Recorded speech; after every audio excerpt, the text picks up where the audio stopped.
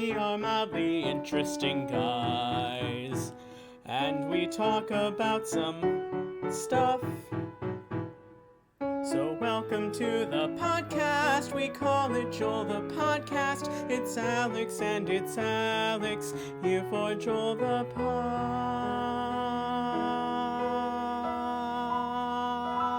Podcast. Bzz. Hello everybody, I'm Alex. And I'm Alex. And this is our podcast, Joel. Welcome to episode... Oh no, it's been long enough that I don't remember what episode it is. 63? It's been slightly more than 1 week, right? It's been like a week and a half. Or has it been more than a week? Did I... No. We recorded, I think, not last Friday, but the week before. Oh, you know what it is? It's because like a day or two ago was when I actually uploaded the episode. So it feels like it's been a really long time. That doesn't make any sense. No, I did not follow that. Today's Tuesday. Did you upload it over the weekend? I uploaded it on Sunday. You didn't upload it on Wednesday, like usual? Well, I mean, I did upload it on Wednesday because that's the rules. It has to be uploaded on Wednesday, no exceptions. But also, it was Sunday. But also, it wasn't uploaded on Wednesday. or maybe Saturday. I don't actually remember. Okay, so how is that making it feel like it's been a long time? Maybe just because... Like, if you uploaded it recently, I would expect it to be the opposite effect. Yeah, it's interesting because it seems like that should be true, right? But I think maybe the longer time period between recording and uploading is more significant to me versus the short time period between uploading and recording again. Okay. Because usually the recording and the uploading happen pretty much back to back. So since there wasn't a recording right before this last upload, which is like, fresh in my mind. Right. There wasn't a recording right before that, so therefore it feels like it's been a longer time. Anyway, it's actually episode 64. Damn. I was like 63 or 64, but I would have gone with 63, but 64 is a nice square number, so yeah, I like that. So, welcome to episode 64, everybody. I wanted to start off by reminding everyone that Nathan does not owe me $1. Alex does not owe me $1 either. And we move on to sports. Sports are exciting. There's like a lot of sports going on. Yeah, so real quick, let me just power through. The Eagles, they lost a close game to the Ravens, who are really good, and then won a close game against the Giants, who are pretty bad, so who knows? But they're in first place in their division again, thanks to the Cowboys sucking. So that's that.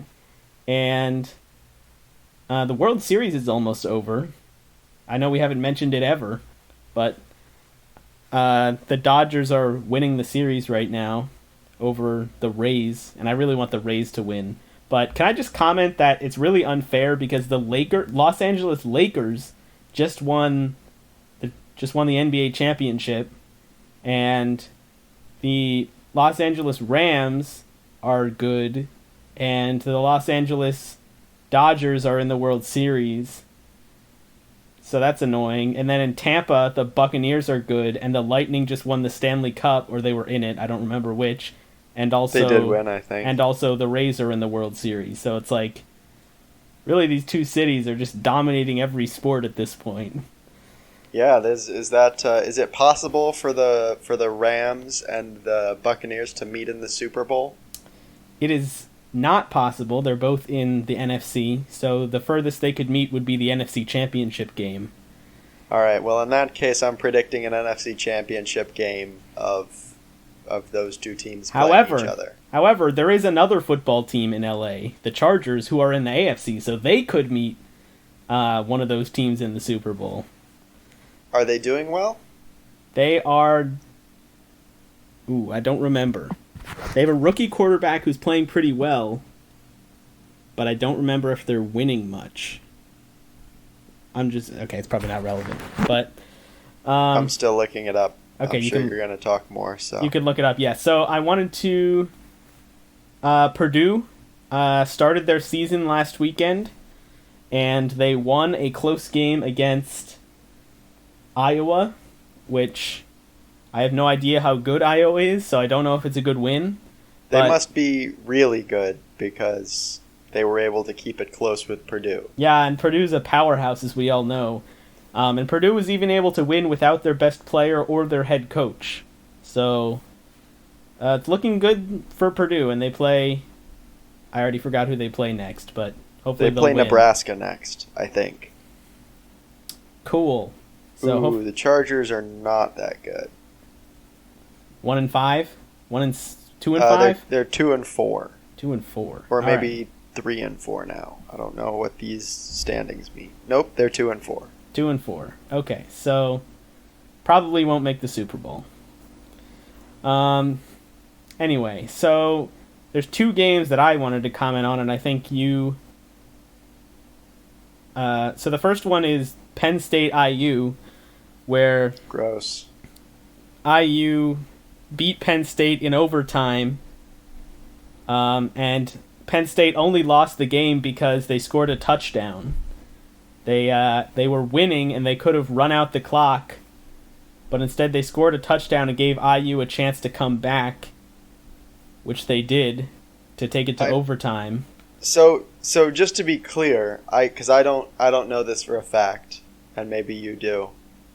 The Penn State player that scored the touchdown, he could have literally just sat down right before going into the end zone, and then Penn State could have knelt the ball to end the game, right? I'm pretty sure, yes. I'm pretty absolutely sure no question they would have won at that point. Yeah, so this was a pretty unusual circumstances for football for this to happen. And so in overtime, Penn State scored a touchdown. They went first. They scored a touchdown. And then IU scored a touchdown and decided that they didn't want to get into a game of chicken with Penn State to see who could not score a touchdown first because Penn State was probably better.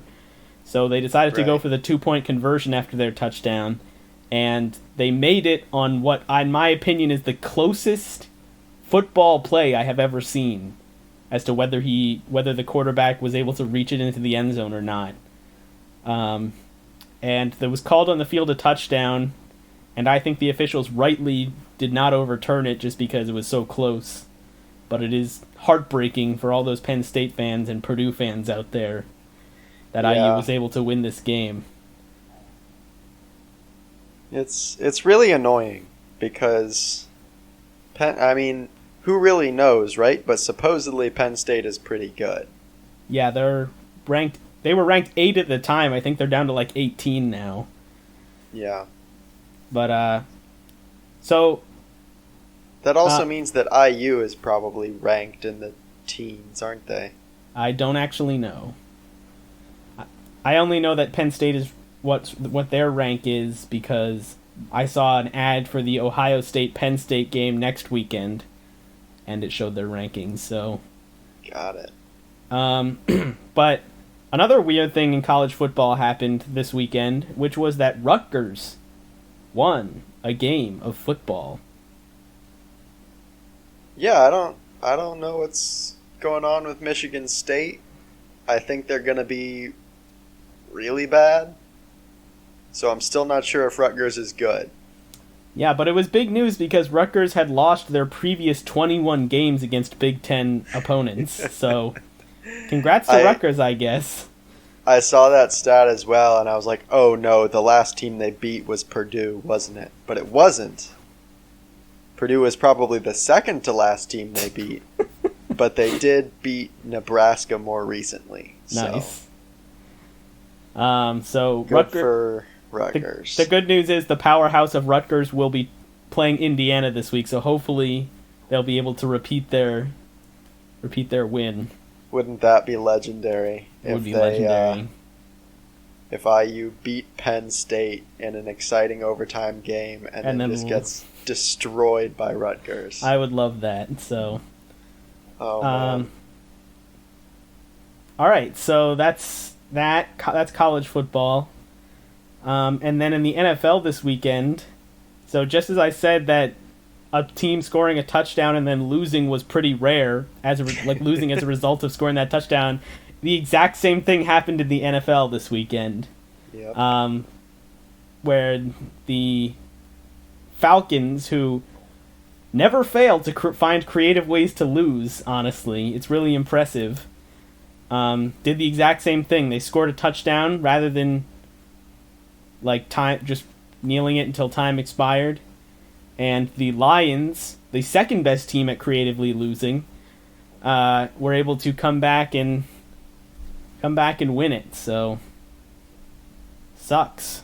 But it was good because the player that scored a touchdown for the Falcons was on my fantasy team, so it's better for me to have a touchdown for him than not. Did you win this week?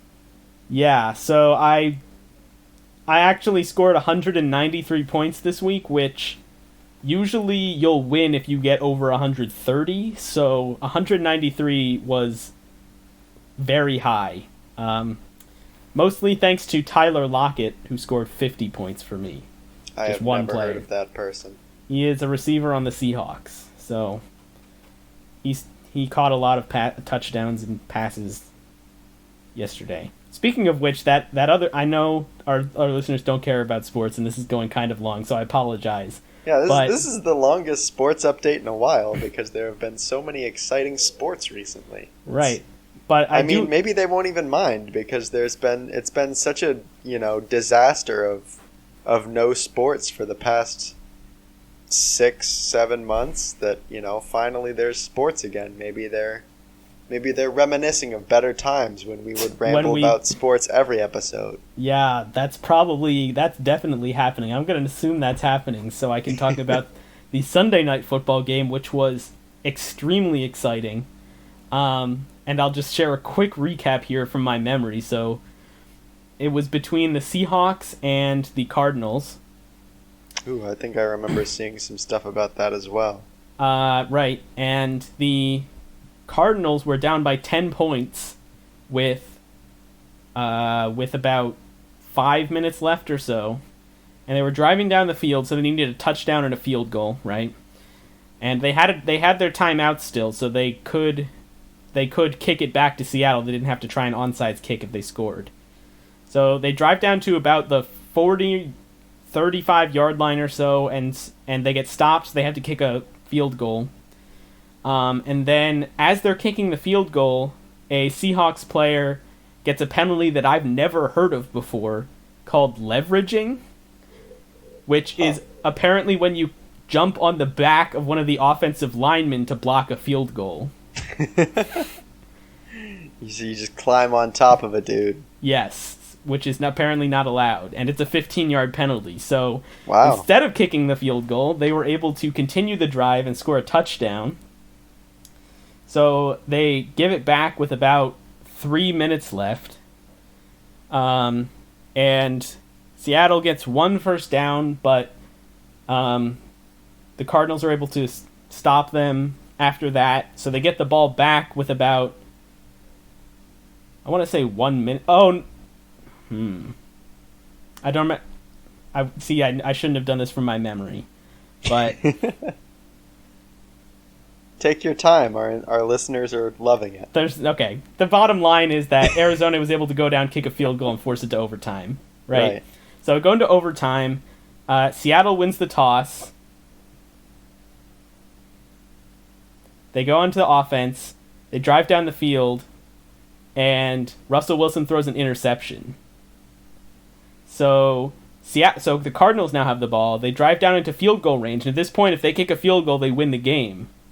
So the Cardinals kick the field goal, but there was a timeout or something called before the play. Right. They almost got a delay of game penalty, but their own coach called a timeout before the penalty would have been called. So he did kick it, but it didn't count. So he kicked it again and missed. So now Seattle takes over. And the Seahawks seem like they have the throw a touchdown pass, but then the play gets called back for holding, and then they fail to convert, so they punt it back, and then the Cardinals drive down the field and pretty much to the exact same spot where they missed the field goal before and are able to kick the winning field goal. So it was an extremely exciting game between two good teams, and that's all I have to say about that. All right. Also, there was another scoregami this weekend, because of course there was. Wow. Those are... I think it was 29-19. So let's see, 29-19. Who could that have been? I think that it might have been 39. No, that doesn't make sense. 39-29? If that's a score, then that was it. It was okay, 39-29. The Chargers, the 2-4 Chargers, who are on their way to the Super Bowl, presumably defeated the Jaguars 39-29. Indeed. All right, let's get off sports because I feel bad. Congratulations to those teams for their historic contribution to sports. Historic. Let's hear an email. Monumental. Monumental. All right. Let's take a look at this email. I don't think it's going to be that interesting to read, actually, but I might pull up some other information that I received to kind of describe this. And we'll see what's going on. So, the subject line of this email is, "You've been invited to test Poly C for Android," which, first of all, bad job. That's not what the subject line should be. Who sent us this email, by the way? This email was sent to us by... Oh, jeez. Firebase App Distribution? Firebase-no reply at google.com. Bad job, Firebase App Distribution. Yeah. Wrong. Actually, yeah. That's maybe less helpful. There's also a different... That's who sent it, but this is clearly an automated email, right? So right. This actually came to us from, I don't know, someone else who may not want their email to be revealed on the podcast. So I realized that after I, strongly implied that there was another email. So we're just gonna go ahead and we're gonna give this guy, we're gonna call him Terry. Okay. So Terry sent us this Send me email. who it really is in the chat. All right, give me a second. So while you're doing that, out. I'll promote, which this may be in the email, maybe not. I'll promote the Joel the Podcast subreddit, which was recently created by Cephalopod, or also known as I forget his Crunch Potato or something username on Reddit. That sounds right. So thanks, and you listener can go join that subreddit, which is pretty much dead right now because there's only a couple people in it. Right. But I'm knows? expecting to see about, half a dozen posts next week saying, like, man, the sports update this week was just captivating and exactly as long as it should. Yeah, I'm waiting for I'm waiting for the post that says, "When can we get an entire episode of sports updates?" If this is you, send us an email, because I'll be happy to do that. All right. Yeah, I think we should... I don't actually know what you can do on Reddit in all that much detail, but you can... Some subreddits I've seen have, like, flares for their users. Yep, we can have flares. And, like, tags for posts, Yep. So I would submit to our own subreddit that we have a tag for podcast ideas. That way we can filter on that and just ignore all the other garbage that gets posted there. Because all we care about is you giving us content. Yeah, I'm sure the rest of it will just be people praising us, which I get enough of on a daily basis. So right, we don't want our egos to get too big. But certainly feel free to go and post that kind of stuff. It's certainly not going to hurt. Right, and if you're not an actual listener to the podcast, but you're subscribed to the subreddit for some reason, that this counts double for you. If you post stuff there, we will almost certainly do it. and then you can listen to us do it. If you're not a listener to the podcast, how are you hearing this right now? It's very strange that you have heard this part if you're not a listener, but all right. I think this episode will be called "If You're Not a Listener, Listen to This" or something like that. Right, and I think we should give anyone who wants to explicit permission to snip any audio they want from any of our episodes and like post it in the subreddit if they want. So oh yeah, definitely. So if you want to just post that clip of us saying, if you're a listener, how are you hearing this, so that other people who are not listeners could hear it, like as a joke. And then that post can get thousands of comments saying, I'm not a listener, but I heard it in this post. Not a listener, but classic Reddit. All right. Okay. So yeah, go check that out. Getting back to this email, I'm scrolling through this email, and it's not a very interesting email to read, so instead I'm going to give you the backstory, which is that I was contacted by David, Cephalopod Master, and he said, I want to commission an ad on your podcast. So obviously I said, that's excellent. What do what? Yeah. And apparently one of his friends, the aforementioned Terry, is working on an informative app about politics, and he asked David for help publicizing it. David, of course, thought, I know of a internationally acclaimed podcast listen to, other than myself. So David, at that point I said, does Terry know anything about the podcast? And David said no. And I said, perfect. So obviously don't tell him about it, because he's going to think that he got the app publicized on a popular on a real podcast. So I told David to tell Terry to send us an email, obviously, and what he did was he sent us this app request. We've been invited to test Poly-C for Android. And how do you spell that, just out of curiosity? Because I can think of like 4 ways that could be spelled. Poli space C. Okay. It's clearly a pun on the word policy. I get. I was just right. It's probably the most creative one as well, I think, and without making any weird tie-ins to like the C. Right. Well, I was thinking it would be something like poly, like SEEC, like you can see something. Okay, no, you're definitely right. That's much. So okay, here's our first. I think this is going to be a bit more of a review than an advertisement. Yeah, this so was first clearly of all, supposed the to be app a is promotion, so fine. we're already doing a bad job. But definitely, instead of this, name it Poly SEE. That's a much better name. Anyway, let's see. So did you download this app? I didn't. I thought we might want. Well, actually, I don't know how we want to do this. We're gonna decide live on the podcast, possibly right now. This is monumental. This is historic. Can you imagine?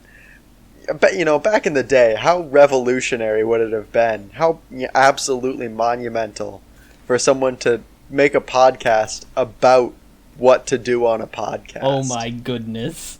And to think we've probably done this many times, which is clearly a good thing because we have so many listeners. All right, we are pioneers in the deciding what to do on the podcast industry. So so is this a phone only app, or is it? It seems to be. Well, what we have an invitation for is an Android app. I believe there's also an iOS version, but it sounded like you may have been asking about like web or some other platforms like that, and I think the answer is no. So part 2 of the review is probably expand your make a web platform. Make a web platform. It'd be much easier to test. Actually, you know what? I was, let's see, is this true? I was once paid to create a website, so if you're looking to hire a web developer, You were paid to create a website? I was. Oh, I remember that. Really? I think. Was it in college? Oh, I was paid to create 2 websites. Wow. You're a real life web developer. Yeah, no, I'm a real pro. I have very reasonable rates for very reasonable work, so I can't tell if you actually remember what I'm talking about or you're just taking my word for it. I either remember what you're talking about or I've programmed 3 websites. So The thing is, all right, whatever. We can discuss that later. So, okay, so you're a web developer, so this person can reach out to you to right, yeah. create a quality website. Go ahead and email the podcast again. And this is in addition to our own website, which you were not paid to create. Yeah, that you no, also created. I've easily made a dozen websites. It's just that I've only been paid for 2, maybe 3 of them. Right.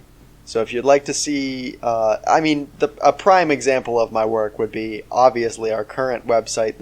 My most recent work kind of really shows you the state of our progress right now. Yeah, I would say it's your magnum opus as far as websites go. Yeah, I mean, I honestly after that I figured I would just retire from web development, but this does seem like a pretty promising opportunity. You may convince me. By offering you any money at all. By offering me any amount of money to do a very small amount of work. So are you installing the app now? So what I'm gonna do is I have this old phone, if you remember.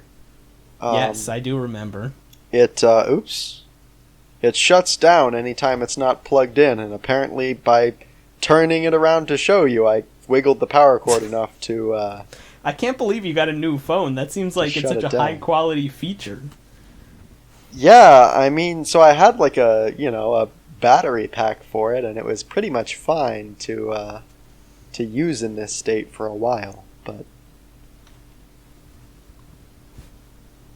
I kind of hope that it was me wiggling around the power cord when I turned it around, and not it just isn't going to work anymore. Anyway, it's going to take me a little while probably to install this app on this phone, which for the record is basically a flawless, brand new factory settings device. Oh. What happened? Okay, it was just sitting on the desk and it turned itself off again. So you were saying how high of quality of a phone it is. I have one more thought, which is that my little desktop USB thing is not providing it enough current. So I may need to get like a separate plug, but It sounds like we should just not do this right now. I don't have one within arm's reach, so I think we'll go ahead and I'll start the phone up just in case it decides to start cooperating, but look forward to our sneak preview of the app. Our exclusive sneak as far as I know, it's exclusive. Yeah, I mean, I guess maybe we shouldn't have even done this at all, because I told David that he should, in addition to sending us the app, he should send his advertising pitch. And David said that he would do that, and he hasn't yet. So maybe we're just not prepared in any way for this, which is pretty uncharacteristic of us. I cannot believe that we would be unprepared for anything. All right. I guess then let's hop into the episode, which we definitely prepared for in advance. Yep. So it's a shame that we're only going to get like 30 minutes of our well-crafted content, since we're... I mean, I guess, but, we could always go over 30 minutes. It's not like our podcasts have any time constraint at all. That's true. I'm curious. So for our listeners, actually, go ahead and send us an email with your answer to this question. You can find our email, of course, at our website, which is alexandalex@joelthepodcast.github.io/alexandalex@joelthepodcast.website. I definitely needed to have taken a breath before I started saying that. It's such a weird thing. It's like, I actually have to prepare to say this one thing, because otherwise I'll have to breathe in the middle of it, or I'll run out of breath as I'm saying it. Yeah, because the thing is, it's never like the first part of the sentence. Right, so it's like, and you can check it out at our website, which is, and then you're already halfway through the sentence. It's like, right. It's weird if you breathe there, but it's also weird if you breathe at any other time. Maybe what we should do is just start saying the website name, just out of nowhere. Well, and what then we should afterwards do is provide the context. We should just be more prepared when we start the sentence. Take a bigger breath. So be like, which you can find at our website, which is Alex and Alex Joel the podcast at github.io/Alex Joel podcast website, and just say it correctly, unlike I did. So, all right, we're gonna do Quora today. Send us an email if you don't like this or want us to do something else. I didn't actually finish the real reason they should send us an email, which is tell us your favorite length of podcasts. Some of them have been an hour, some of them have been more than that. One or two have maybe been a bit less. So we can obviously keep going indefinitely, so just go ahead and tell us when you want us to stop talking. Well, we can't go indefinitely, but we can go for a long time. And unreasonably, I think probably we can go longer than anyone will want to listen. So. Absolutely. Absolutely true. All right. I mean, I think we already do that, so... For all intents and purposes, it's an indefinite amount of time. All right. Here is the first question from Quora. Let's see. I'm trying to see if this person is the person that answered to the person that asked the question. So this is a question... I guess it doesn't really say who it's from. Here's the question. I found an iPhone X on a sidewalk. I keep it switched on for days waiting for someone to call it. No one did. Now it's marked as lost and iCloud is locked. What can I do with it?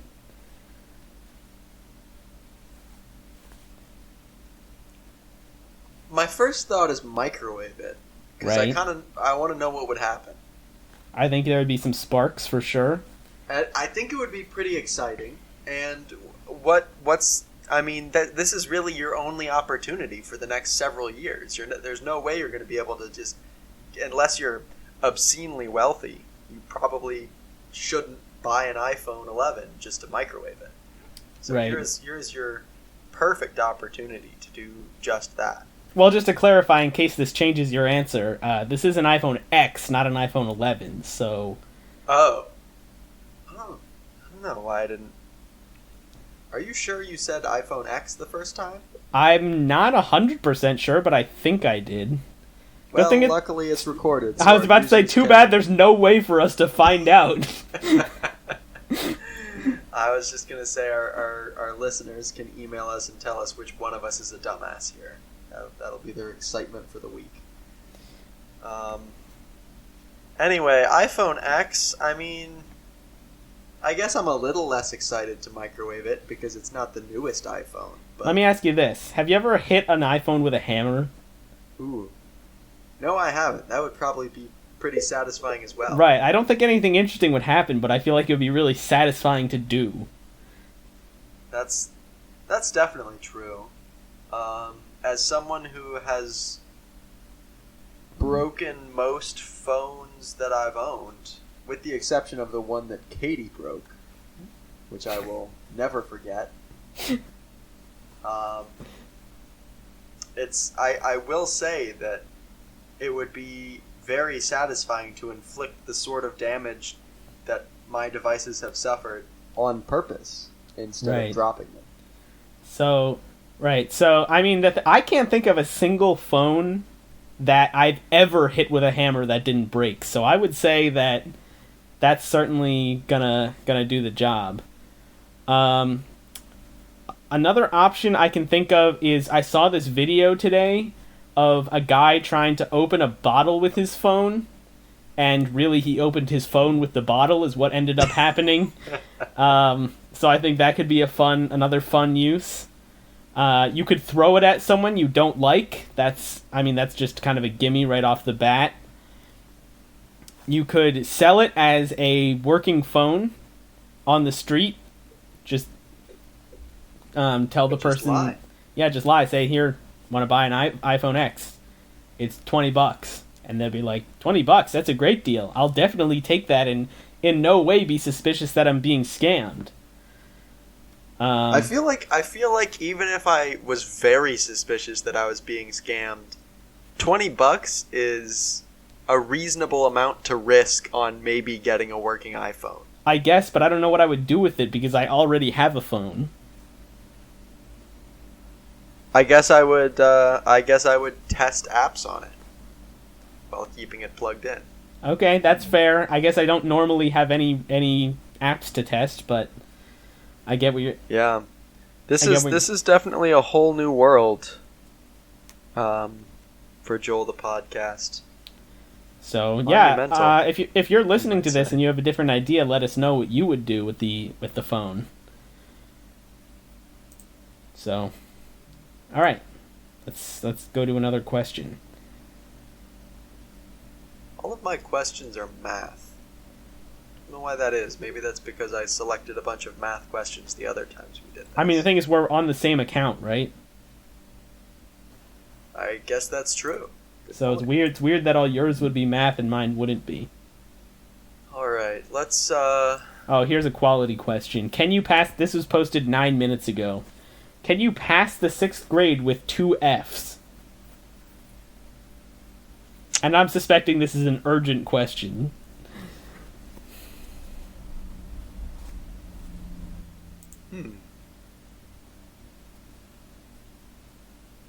I don't know. Is that out of actually, you know what? I probably do know. I suspect the answer is no. I also suspect that you can't pass the 6th grade with 1 F. I think the point of F is that you're not going to pass, right? I mean, the thing is, this is obviously very school specific, right? And I think if I was in 6th grade and I had gotten 1 F, I'm guessing that they would have passed me to the next grade, but I would have had to take, like, remedial courses for whatever subject I got the F in. That's what I expect would happen. And I'm pretty sure that would be the case in later years when my classes were not all, like, together. Because, unlike for most people, for me, 6th grade was... 6th grade was still elementary school for me. I know for most people it's middle school, but... Right.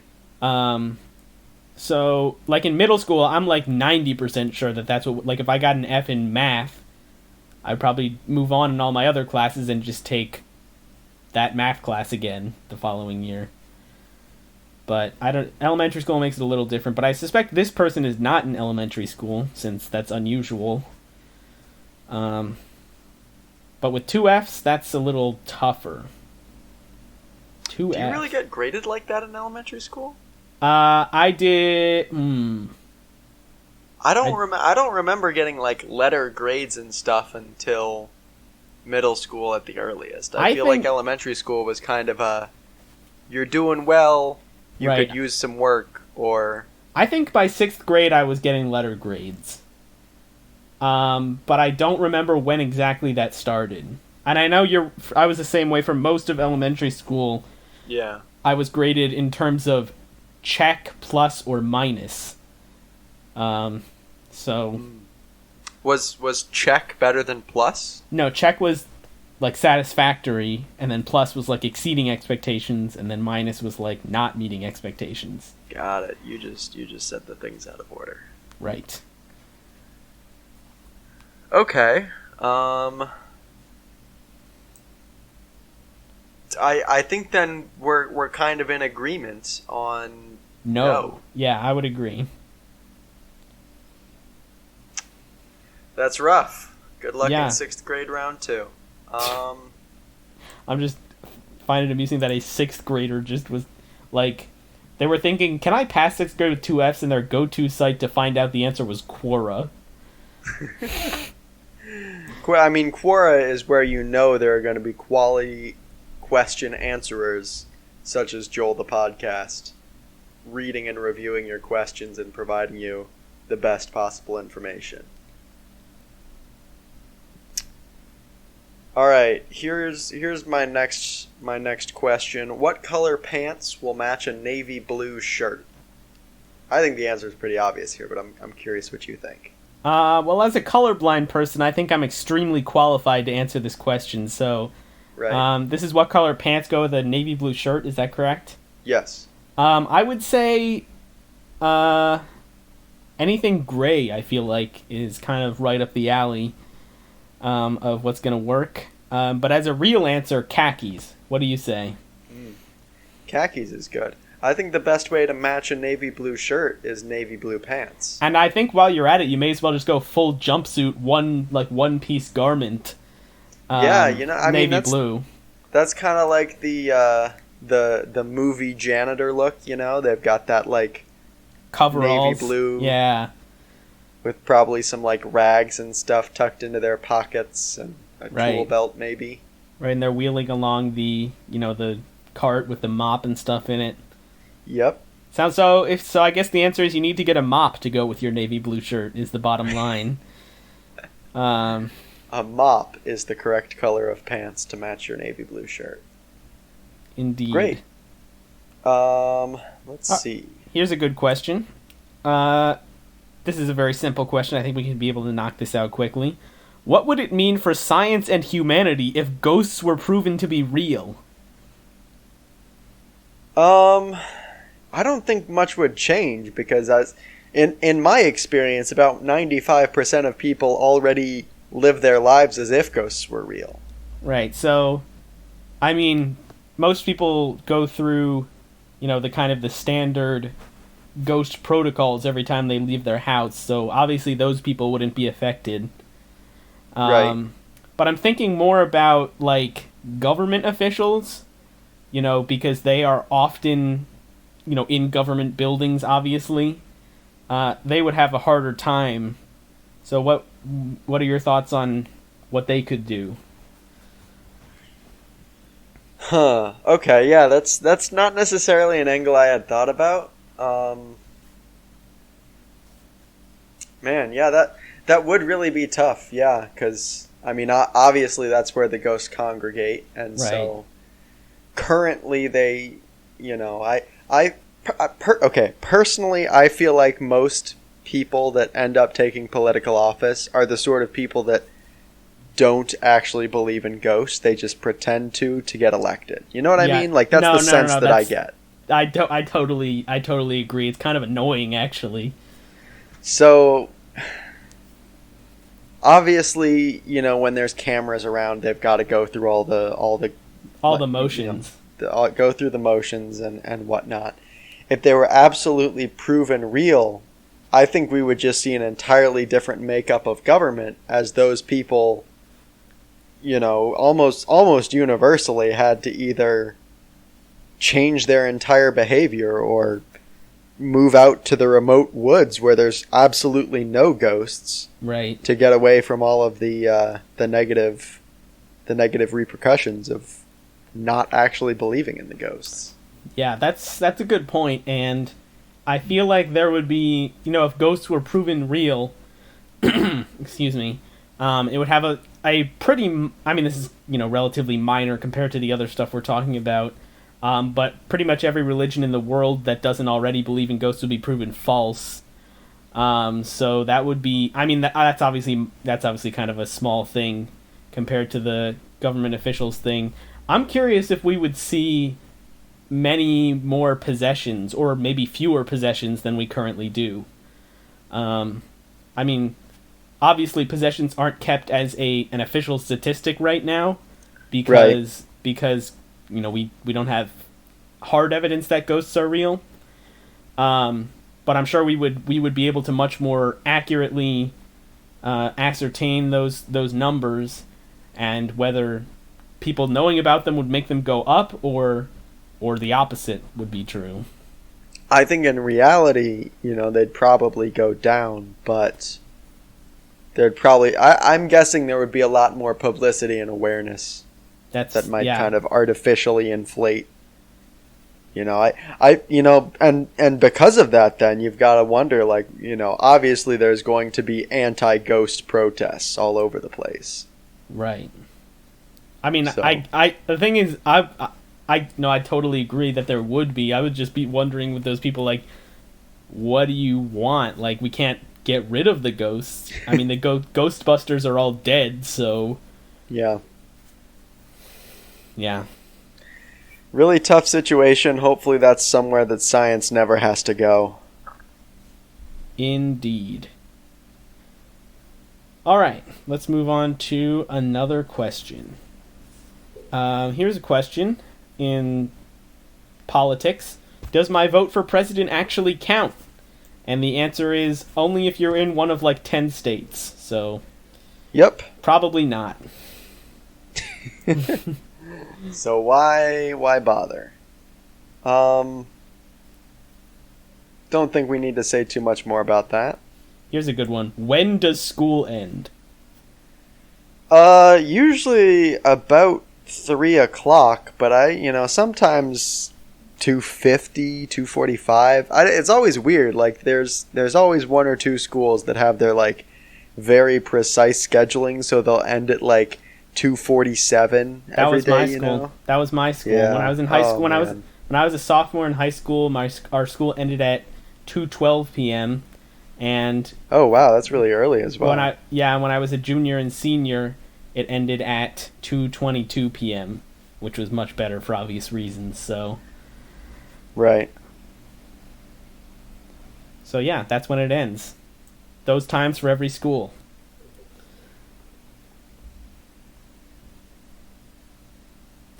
You have any more questions there?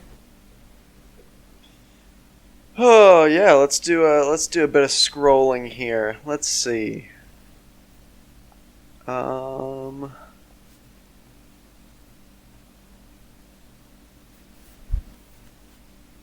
I'm gonna read this to you, but I don't know if we can really. Oh man, I'm gonna read two of these. All right, here we go. First of all, why are called the philosophy is education, and education is the philosophy? I mean, yes, obviously. I don't know why you would even ask that. That's pretty clear. As far as the second question there, I would say.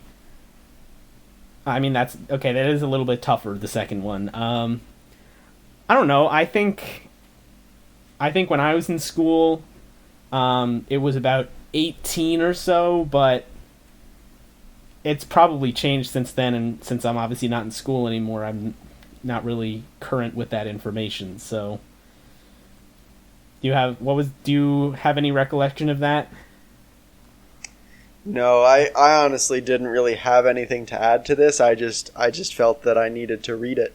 No, that's fair. All right, go on to the next one. You had another one? I do have another one. Just out of curiosity, I noticed that this question that I just read has an answer, and it's a very long and kind of pretentious looking answer, so we're not gonna worry about it. All right, the next question. This is a great question. Is well ... I am too good at drawing and making logos in Sketch Notebook ... but can't afford ...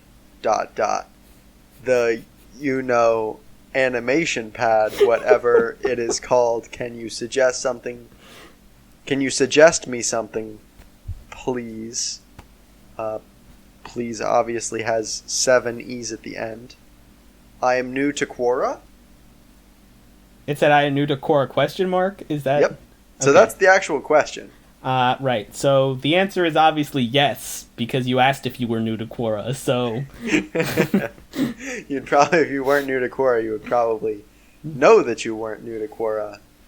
Unless you were too good at... Like, I know you said you were too good at drawing, but if you were really too good at drawing, I can see how you might also forget whether or not you were new at Quora. I mean, I'm honestly afraid of this person. I mean, they're too good at drawing. I don't even know what that means. They're too good. Like, it's actually... When I hear too good, what that makes me think of is how good they are at drawing is having negative effects somehow. So, I'm kind of afraid... can't really conceptualize how that would be, so I'm kind of afraid of them. Yeah, you've got to think, right? Like, if you're too good at drawing, that means it would be better if you were less good at drawing. So something's wrong. Right. Yeah, so yes, you are new to Quora, and as far as suggesting any animation software that's not expensive, I don't have anything for you. Just draw a bunch of pictures and then like on a post-it notepad, and then like flip them so it looks like it's moving. You could also try washing your notebooks. That might work. That's kind of interesting because obviously that's a joke, but I had a notebook where you would write in it, and then the idea was they had an app that you would take a picture of each page and it would automatically categorize it for you. Like, if it was math, it would put it with the rest of your math notes, and then you would erase it with water. But yeah, so yeah, may as well try that on your regular paper notebook. It might work. You never know. Yeah, maybe you should wash your existing drawings since they were too good. Good damn. You may do the world a service there. Here's a great question. This is a question that comes to us in the category of YouTube. So I think we should, as experts, be able to answer this. My kid started a YouTube channel I did not know about, but it has 1 million subscribers. What should I do? First of all, hello to my parents. This is obviously about us. How do you know it's not my parents? Hello to Alex's parents, if it was Alex's parents. Yeah. Obviously, that's just a joke. We have a different number of subscribers, which, I'll leave it to you to decide whether it's higher or lower than 1 million. I think we all know the answer. Who are we to say whether one number is higher or lower than another number? Yeah, that's... We're not mathematicians. Definitely not, but we are pretty qualified to answer Quora questions about math. Right, but so... That's not quite the same thing as deciding which number is bigger, so... Right. We'll leave that to the true professionals. I mean, I think the answer to this is you should just subscribe to their YouTube channel, so... Right. Also leave comments on all of their videos. Honestly, I'm kind of wondering how a person's child becomes so internet famous without them knowing. Like, I feel like they would... I don't know. I mean, if I were a kid and I got 1 million YouTube subscribers, I would tell everyone I knew. So I'm curious what the channel was about. Maybe it's something that they specifically wanted to hide from their parents. Yeah. Maybe it was their conspiracy theory channel. Maybe we've watched their videos. Maybe it's us and we just don't know it. We think we have fewer than 1 million subs, but we actually don't have fewer. We actually have more. I mean, or exactly 1 million. You never know. You never know. Oh no, the number just went down. Okay. Sorry, that was meant to be like a callback to the first episode, but I just so poorly executed it that it wasn't funny. It was just it was like I get it. It was like a sledgehammer when it should have been like, I can't think of a good analogy, but you know what I'm saying, right? It was way too blunt. It should have been a sharper sledgehammer. It should have been a sledgehammer with a point. Ouch. All right, let's move on to another question. You have any over there?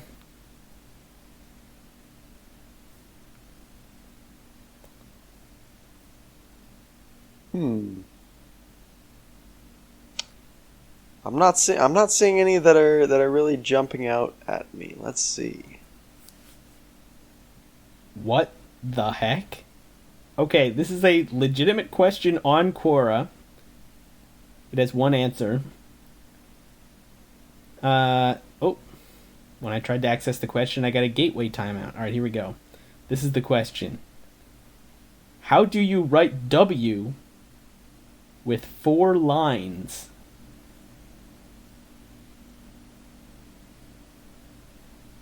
What? do you not understand, or you're just astounded by how dumb this question is? I mean, in order to ask the question, they had to type a W. Right, but that doesn't involve actually drawing one. I'm wondering if this person can't see. I guess it's possible, and I would feel bad for laughing at this person if that were the case. I mean, that is interesting, though, because if you were blind, I think you still learn what the letters look like. The thing is, if you're blind, I'm not sure why you would need to know this information. Maybe you're trying to write something down for someone, and you just don't know how to write a W, except you know that it's written with 4 lines. No, you clearly... I feel like what happened is this person received the information that W was written with 4 lines, and they were like, what? How is this possible? That doesn't make any sense. That doesn't make any sense. sense. Written with 4 lines. W's are written like U and U, so it's just like 2 curved lines. So how could it be written with 4 lines? It definitely could be that. I don't even... How do I write a W? This is monumental in podcast experimentation right here. I think I write a W with 2 lines and then kind of like a third curved line. So let me get this straight. Your W is like a V and a U put together? I mean, it's not that blatantly just V and U. Okay, did you just write one? No, let me actually... I'll write several, and then I'll show them to you. Well, the listeners can't hear it, so if you don't have one handy, it's not a big deal. I just thought you wrote one just now. I do. I want to get a marker so that you can see it. In fact, I'm going to get up and go get a marker. All right. Well, I'll just talk about this question because I guess I don't really have anything to say about this question. So I'll scroll through and see if I can find another question to talk about while he does that. This question is just a personal preference, not even a fact or information. What is your favorite video game music? And the answer is Baba Yetu from Civ 4? I think it's in Civ 4. So, go listen to that if you've never heard of it. As a flight attendant, what's the shadiest thing you've seen a passenger do? Okay, I'm not a flight attendant. I don't know why you would ask me this question. So sorry to the asker of that. Were you surprised on the first night of your wedding? Again, I am not married. I don't know why people keep asking me these completely irrelevant questions. Okay, next question. My husband is sleeping with my sister. I'm upset and want to end things with him, but he shows so much care towards our son. So I act as if I am okay, yet am broken. Am I doing the right thing? I would feel bad making a joke about this question, so I'm just gonna move on. Alright, here are... Thank goodness. Here are many W's. I don't know if you can... I can't tell if I'm holding it up correctly. Yep. So I think what's clear from this is some of the W's are 4 straight lines. I would say the majority of them are.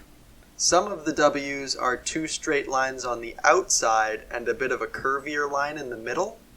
Yeah. But that's maybe a bit rare. And I think the other kind of W, which is the one that I noticed when I was looking at some longer words that I had written, was the other kind. I think this one right here kind of best exemplifies it's 2 lines and then kind of like a curve. Right. At the end. I don't think it's really a W and I don't think it's really a U and a V, but yeah. For the listeners, I'll go ahead and scan this piece of paper and make it the entire picture for this video. Well, no, you should post it on our website. Oh, yeah. No, that's a good idea, too. Maybe I'll do that. Maybe I'll upload it to the subreddit as well. Upload it to the subreddit. You know what I'll do is I'll upload it tonight and say, here's a teaser for this week's episode. Yeah, so this wild speculation will begin about what's going to happen in this episode. And then the title of the video will just be all W's. Even though we talked about it for like 5 minutes. All right. Let's move on. Let's move on. So, I just read a bunch of bad questions. Oh, here's a good one. Is Joe Biden a communist? No. Next question. Oh, man. Can you imagine if Joe Biden was a communist? Yeah. I can imagine that. It's... Like, the thing is, I can imagine it... I mean, this is just obviously my imagination. What would happen if Bernie Sanders was nominated? He's also not a communist. And it would have been pretty bad. So if an actual communist was nominated... Yeah, it would be pretty bad, I think. They would lose the election, obviously. Yeah, certainly bad in the sense that it would be very easy to make attack ads against their economic views because Americans don't really like communism. Right. Despite what Reddit might lead you to believe. Does myocarditis cause coughing? I mean, that's what it is, right? Myocarditis is coughing. It's like saying, is water wet? No. But it's misleading to just hear no. For the record, we're not doctors, so you shouldn't take our medical advice. Right. I don't think we have the authority to say whether or not water is wet. However, myocarditis is definitely just coughing. All right. And you can absolutely take our medical advice on that. Yeah. Yes. Well, we don't have degrees, but I think we have all the requisite knowledge. It's just a matter of... They're honorary degrees conferred to us by YouTube. By each other. All right. Yep, that's better. What are the 4 basic techniques in sculpture? Okay, number 1, sleeping. That's the most obvious one. Yeah. Let me think. I just to give kind of a little bit of color commentary as you pull out these 4 basic techniques of sculpture from your memory. I think sleeping honestly is kind of on one hand the most underrated form, as it's very challenging to do for long periods of time because obviously you'll just wake up eventually. But secondly, it's also a little bit overrated in some senses because there's obviously a lot of skill involved, but you're pretty limited on your subject matter. So right. So for the listeners, I am trying to reach back to when I learned about this, as I don't usually use this information, but I believe number 2 is weeping after sleeping, if I'm remembering my sculpting correctly. Yeah, it's definitely been a long time since my art history degree, but that sounds right to me. I gotta be honest with you though, this is definitely the form, the basic technique that I know the least about. If you were to make me do it, I suppose I probably could pretty flawlessly, but other than that, I mean, probably could pretty flawlessly. Obviously, I'm very bad at it, but I'm pretty sure I could do it without making any mistakes. All right. So we have sleeping, weeping. Number 3 is peeping. And then, of course, number 4, you have taking a dump. So those are the 4 basic techniques of sculpting, I believe. Did you have any comments on those last 2? I mean, to the untrained eye, they may look like the same thing, but, I mean... Sorry. Yeah, but they're very different if you actually study it. All right. This is an excellent question. Since we're both married, I think we should be able to answer this pretty easily. Yeah? My husband is angry at me for calling the cops on a missing book which I believed he had taken. He says he needs No, listen up. He says he needs time and won't talk to me. How long is this going to take for him to forgive me?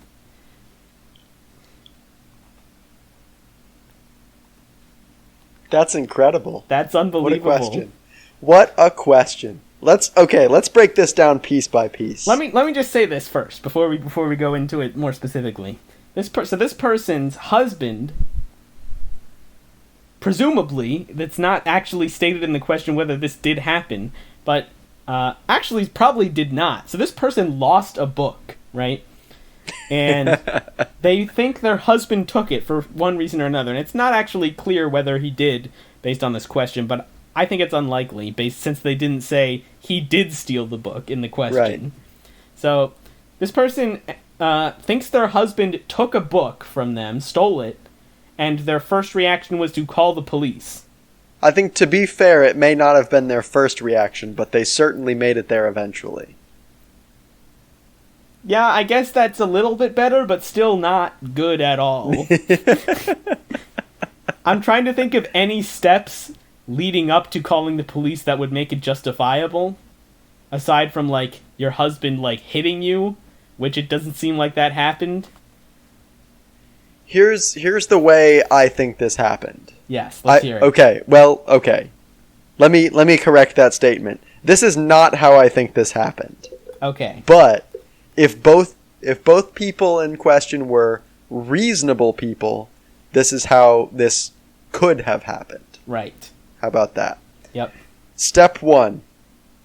And for the sake of this argument, I'm just going to assume that he did in fact take the book, because obviously if they were reasonable, it never would have made it so far. Sure. Had he not actually taken the book. Right. Step 1, obviously this person has a book. Step 2, this person's husband takes their book. Right. Probably they didn't feel the need to ask to take the book because the original person didn't seem to be using it, and they're married, so, taking a book from your spouse is not really that big a deal. Right. You're with me so far? I'm with you so far. Everything you said has made sense. Alright, step 4. The original person obviously realizes that their book is missing and deduces, since they've been isolated with their spouse this entire time, it must have been them that took the book. Right. That's the only reasonable conclusion you can draw, I think. And who knows, that may be even what led to the situation from this question. All right. Absolutely. Step 5, the original person jokingly tells their husband that they need to give the book back or they're going to call the police. Step 6, the husband says, "You're not going to call the police." Step 7, obviously the person then has to call the police. You can't just get away with saying that they're not going to call the police. Well, I mean, yes, you can, but I see your point. Listen, we're talking about reasonable people. No, I really don't think even in that case the person calling the police is reasonable. However, that is more reasonable than any situation that I could think of. So, props to you for that at least. But I guess we should get to the actual question, which is how long is this going to take for him to forgive me? Oh, it had absolutely nothing to do with the police. It's just, clearly this was wrong. How long is he going to take to forgive me? I guess? Okay, well, hold on a second, because the way this question is worded does not actually imply any sort of admission of what they did was wrong. Because all she's saying, like I assume this is a she, by the way, all she's saying is that her husband is angry at her for this. He's not talking to her. How long is it going to take for him to get over this? The way I read it, she's pissed at him that he's pissed over this. That's the way I read it. Obviously it's not for sure. But, I mean, I'm trying to think of how I'd react if I was married and my wife called the police because she thought I took a book of hers, regardless of whether I did. I suppose it depends. This kind of behavior is extremely disturbing to me. So, yeah. If this was like out of the blue and the person realizes that they did something bad, then I could forgive them, I think, after a while. But if this is like just how they are, and they're like, "Are you ever gonna forgive me? Come on, let's get over it." I don't know. What do you think?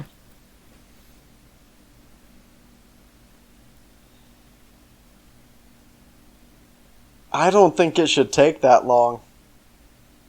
Just being, you know, it's straight up. Listen, it's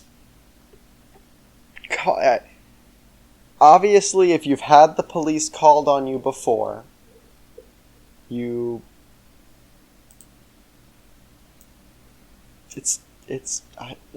don't even know how to finish this sentence. All right, well, it shouldn't take that long. Okay, let's just move on then, because it was a funny question to read, but not a funny one to answer.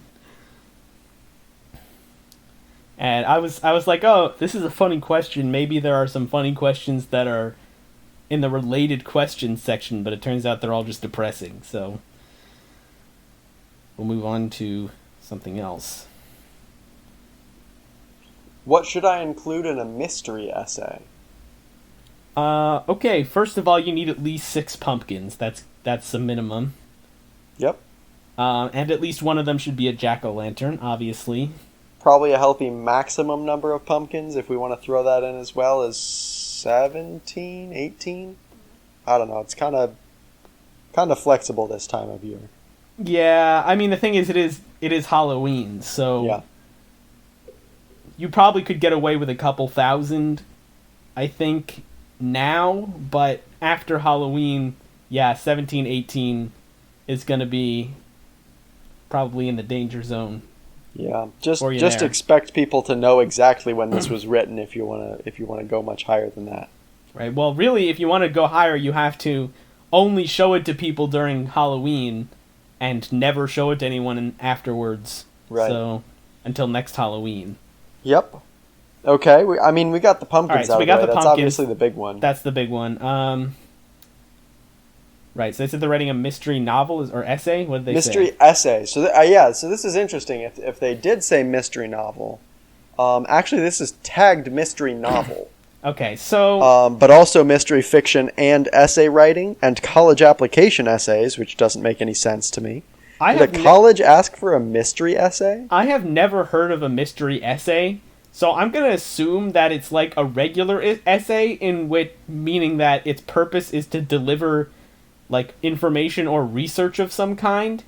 But so it's non-fiction, essentially. It's non-fiction, but it's done so in a way that is suspenseful and like mystery, which honestly would be very exciting to read, I think. I think a key feature of this essay is going to be, essentially paragraph blocks of dry information, and then at the end of each paragraph say, "Or is it?"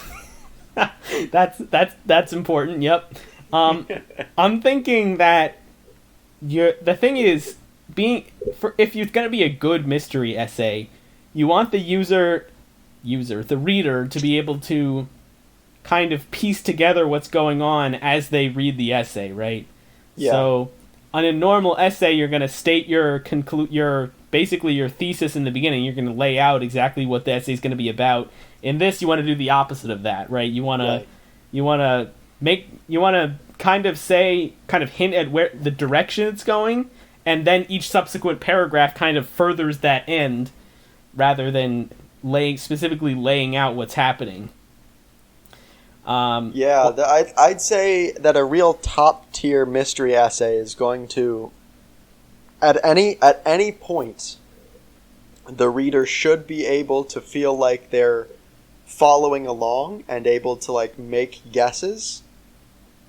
But if you really want like one of those top tier essays, you really do need some sort of twist or subversion. However, you've got to be really careful that when you do that, you don't just ruin all of your credibility. You've got to still in hindsight, the thing still needs to make sense. Yep. And you can't just lie. I'm watching a show now which kind of doesn't do that very well. Yeah. So yeah, it's really important that when you give the twist, it's like something that could have been figured out based on the information you gave. It's not just like out of nowhere. Yep.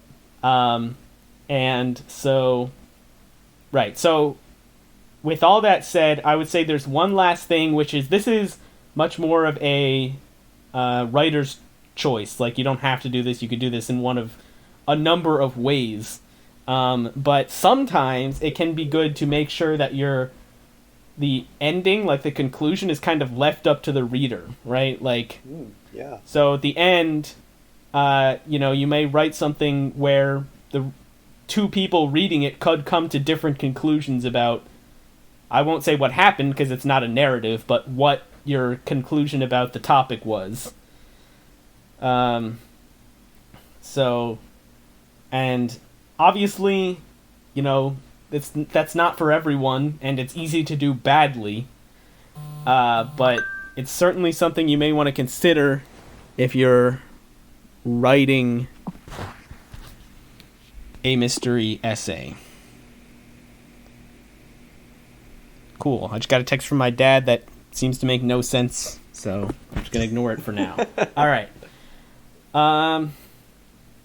Cool. Did you have any final thoughts to add on to that? No, I think we really captured the heart of a mystery essay despite not actually knowing what that is when we started answering the question. Right. All right. Some of these questions are just so weird that I feel bad reading them on the podcast. Okay, so in more ways than just this, I'm really excited for the election to be over because there are so many that are, focused on the current U.S. presidential election. Yeah. And I also noticed that, a lot of social media is focused on that as well. I also get nearly daily texts from random volunteers, usually saying like, "Hey, have you voted?" Or I guess it's because you're in a swing state. Right. Yeah. I was gonna say I never get texts like that. Nobody's bothering to spend the money in your state. Yeah, that makes total sense. But yeah, over here we could still go either way in theory. So living near a more major population center in this area, I do tend to get texts and information that leans Biden. Right. But every once in a while I do get the Trump ones, which are more or less formatted the same way. I've also gotten a couple. Actually, the one that I got today was, I think, particularly interesting because it was it provided me a factual presidential voter guide. And if you click the link, I think it's not that interesting, honestly, but it's pretty clear which way they lean, based on which facts they choose to provide. So, I don't know. I'm very annoyed with all of that right now, and I'm going to be, I think, happier when it's all over. Hopefully it will all be over. I don't actually... Who knows? Who knows if it'll ever be over? It'll be over. Someday we'll all die. It'll be over. That's what I was just about to say. It'll definitely be over eventually. If there's anything that brings you comfort, someday we'll all die. What a question. Why do politicians want to be reelected so badly? So they have a job, maybe? Yeah, it's... So they can, make laws and implement policy, which is like the whole reason they got elected in the first place.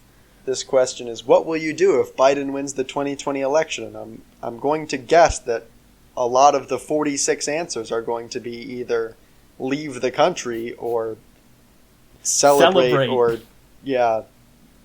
What a bad question. Like, that you don't... No matter who wins, like, personally, and I think most people this will be the case, I'm not going to do anything, regardless of who wins. I'm just going to be like, and then move on with my life. We've got some of these top answers are essentially party. We've got the bigger question is, what will Donald do?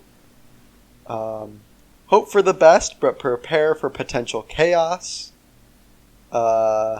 Accept the results of the election gracefully. What a sensible person. All right. Moving on from politics for a second, I got to read this question. Yep, please take us away from this. 3.3 thousand answers. Wow. Which sentence is correct? Did you go to school? Or did you went to school? 3.3 thousand answers. Wow. I assume they all said, did you went to school? Let's see. First answer. This is way too long to read on the podcast. Why are all these answers so long? I think it's because the ideal answer in Quora doesn't quite answer the question in the way that the question asker wanted it to be answered. It answers the question in the way that makes the answerer seem the most intelligent. Right, like they're explaining the whole logic behind whatever they say the answer is, which I'm too lazy to read. Right. But so you've got to answer the question so that a literal baby could understand the answer, but only if they were like a super genius because of the convolution that you bake into your incredibly meticulous answer. Yeah, first of all, I just want to say, I feel a little bit bad about laughing at this because it seems like this person probably is just not, English is not their first language. Yeah, I mean, they're probably just genuinely trying to learn, and it's a perfectly reasonable question, and I assume that if we were learning another language, especially, one that we've had little to no exposure to, we probably would have no idea how to form sentences. So getting that out of the way, obviously we probably shouldn't laugh at this question. I think it's funny that there are 3.3. That's the funny part. There's 3.3 thousand answers to that question. All right. Wow, we're at hour 21. So. All right. I think we gotta at this point round up to 2 hours, right? What did you say? You gotta round up to 2 hours, so we need to podcast for 40 more minutes? Yes. All right. Let's talk for... All right, I'm going to read this question, and you can tell me if it's too serious of a question for us to actually talk about. Okay. I'm 15 and very pregnant. No one knows, not even my mom, because I wear large clothes and I'm rather hefty. I don't want this baby. Can I have it at the hospital and leave without getting in trouble or my mom knowing? Wow. That's a situation.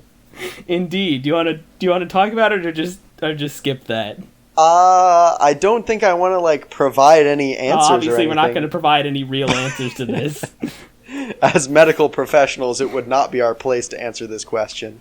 Although I will say that you should not. This is obviously, take this with a grain of salt since I'm just a guy with. You should not have the kid and then just leave it at the hospital. Maybe that's actually, I don't know. I don't know. Maybe it would be fine if you did that. I don't actually know. That's my biggest question. Is that the best course of action? But could you do that? I suppose you probably. I mean, the thing is, that's something that could plausibly happen, right? I don't know. What do you mean you don't know? Okay, here let me talk you through the situation. Yes. Every time I've been to the hospital that I can remember, they have asked me for my name and my date of birth. And I've never lied to them because I wanted to get, medical care. That's what I was there for. But if I did want to have a baby and then run away, I assume you could just lie to them. Sure. And there's not a great way for them to check. Right. A lot of the time, I've never gone to the hospital with the intention to have a baby. So I don't know the full procedure that you would have to go through in that case. but I'm wondering if they would potentially try and get some sort of billing information from you before you had the baby. Maybe the best bet would be to show up to the hospital at the last possible minute, so there wasn't a whole lot of opportunity to get information out of you before you were literally in the middle of having a baby. Let me interject here. Would you agree that it's within the realm of possibility that someone could show up to have a baby and leave without the hospital knowing their real name or address? I think that's possible. I think the biggest hitch would be if they tried to get some sort of billing information out of you, because that would need to be legitimate or they would notice. Even if 90% of cases they got the information, you would agree that it's possible for a small number of people to just leave. Honestly, you know what? I don't think that's even really that big a challenge, because you could just say, I don't have insurance, I don't have money, and they're not going to turn you away. Right. So, right. So I think this would be pretty easy to do. I don't know whether it's the right thing to do, but... Regardless... Actually, I think I do know. It's probably not the right thing to do. Okay, it's not the right thing to do, I would say. However,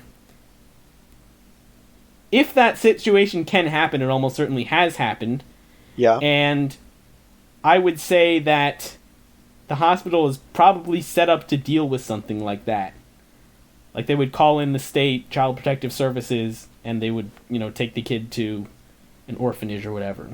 They might try and give the kid to some parents who hadn't been paying particularly close attention, claiming we had twins. They you didn't just notice? had twins. Yeah. So I would say that in terms of can you do that, you could do that. I guess not. I'm not going to speculate on whether you should do that. Right. Obviously, or maybe it's not obvious. I don't think you should do that, but I don't think the baby would be in danger if you did that. No, I think the baby would be fine. I think you might get in trouble if you were caught, but it may be easy to not get caught. Right. I mean, it may be hard to go to a hospital and have a child without your mom noticing. It depends upon, if you have a good excuse for whatever time you're... At 15, it would definitely be a challenge. Yeah. I can't remember. Did the person say that no one knew about the baby, or just not the parents? She said no one knows. No one knows. Not even mom. Certainly someone knows. Or someone knows it might be possible, right? I mean... You don't just start being pregnant all of a sudden. Here's the thing. If... I really feel weird talking about this, but if this person used protection, they may just assume that nothing happened. And then unless she told him. No, I think that's fair. I think based on the phrasing, she probably didn't tell him, and he probably doesn't suspect it. Right. But I don't know, it's probably not a good idea to bring him into it. Especially if your intention is just to abandon the baby at the hospital. Yeah. Any other person is going to make that plan more difficult. We should go to another question. Let's do it.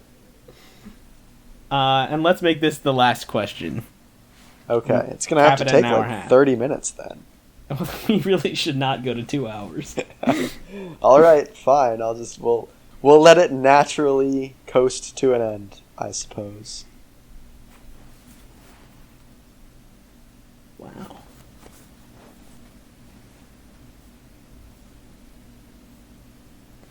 I'm trying to make this a good last question, since we've had some not great questions on this episode. Yeah, it's tricky because I feel like there are not a lot of great questions on Quora. Okay, this is it. This is the good last question. Good.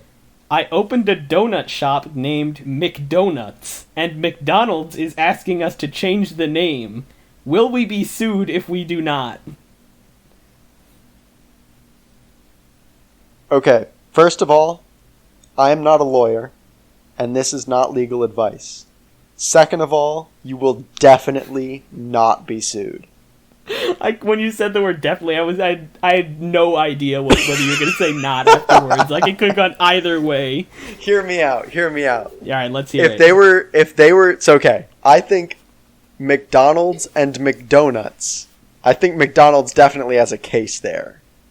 Just with no legal experience whatsoever. It kind of seems like they should. Right. However, if they did, why wouldn't they have just done it? Well, if you were going to sue someone, why would you say, "Hey, please stop" before you sued them? If they're suing them, then the reason they're suing them is because they want them to change their name, right? So for McDonald's, it's infinitely easier and cheaper if they say, "Please change your name," and they just change it. So that's why they would just ask them first. That's a fair argument. So with that in mind. Whether they have a case. So this is my limited understanding of the law in this scenario, which may be totally wrong. Before you go any farther, I'm pretty sure you're legally obligated to say that you're not a lawyer, and I am not a lawyer. Advice. This is not legal advice. All right. There we go. I know of places. Actually, there's a place near me that's called Dick's. It's called Dick's, right?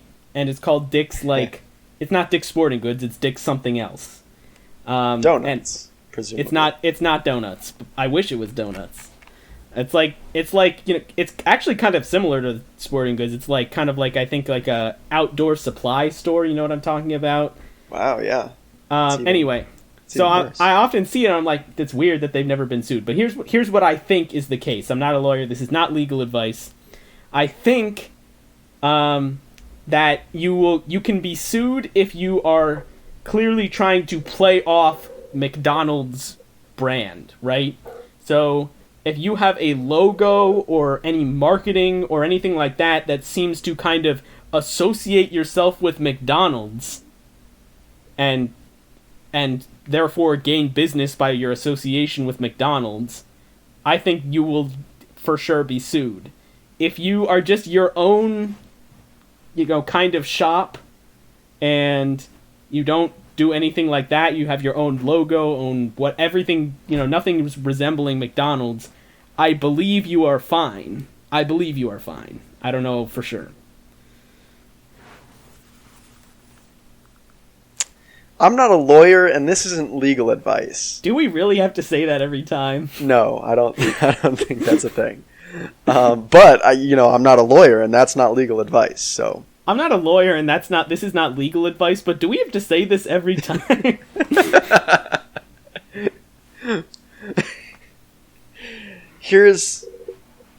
I think this may be almost exactly what you're saying, but I'm going to repeat it so that I feel like I'm contributing as well.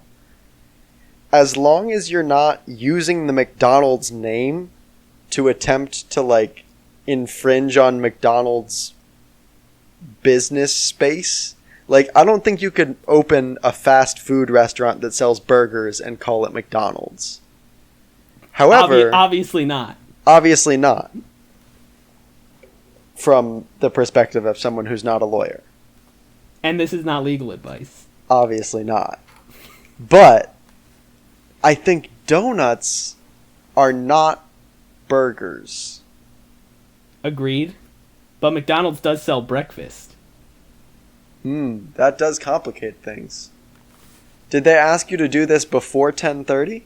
Or was this one of those McDonald's that sells breakfast all day? I haven't seen a McDonald's like that recently. I think that may have gone away. Or maybe not. Which one? 10:30 or all day? All day. I know that was a promotion that they did while we were in college, but I don't recall seeing a McDonald's like that in a little while. But I don't go to McDonald's that often, especially now that you can't go into the store. So. I was going to say I haven't been to McDonald's probably since the McDonald's... No, I can tell you the exact date that I last went to McDonald's, but before that I hadn't been to McDonald's since we went to McDonald's at Purdue. And so I have no idea what McDonald's current marketing practices are. So I suppose you can probably disregard the question about the timing of the request. Yeah. It's potentially sketchy no matter what. But I mean, I don't think that donuts are burgers. Do you have a citation on that? I don't. However, if I was a lawyer giving legal advice... I'm not a lawyer and this is not legal advice, but I'm pretty sure donuts are not burgers. I'm not a donut doctor. I'm not a donut scientist. Oh, that's the joke. Wow. So bad. Can't even reference your own joke. Oh, that's embarrassing. Anyway, let's give some... I'm feeling a little unorthodox. You know, we're at the end of the podcast. Probably nobody's listening anymore, especially after all those sports at the beginning.